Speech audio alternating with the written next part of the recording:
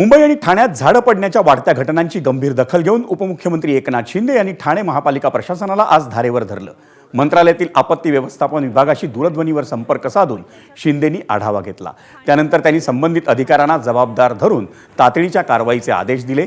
वृक्ष प्राधिकरण विभागाने झाडांच्या फांद्यांची वेळेत छाटणी केली नाही आणि अपेक्षित पद्धतीने काम झालं नसल्याबद्दल शिंदेंनी नाराजी व्यक्त केली।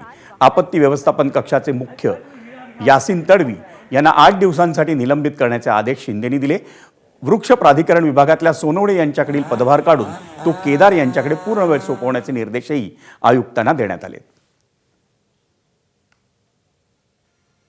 जे अधिकारी आपत्ती व्यवस्थापनामध्ये आपलं जबाबदारी पार पाडत नाहीत त्यांना तात्काळ आठवड्याभरासाठी निलंबित करण्याच्या सूचना दिलेल्या आहेत। त्याचबरोबर त्या झाडं फांद्या पडलेल्या आहेत त्या उचलण्यासाठी हायड्रा असेल, त्याचबरोबर लिफ्टिंग मशीन असेल त्या महापालिकेकडे आहेत। त्याचबरोबर आणखी लागल्या तर हायर करण्याच्या सूचना दिलेल्या आहेत।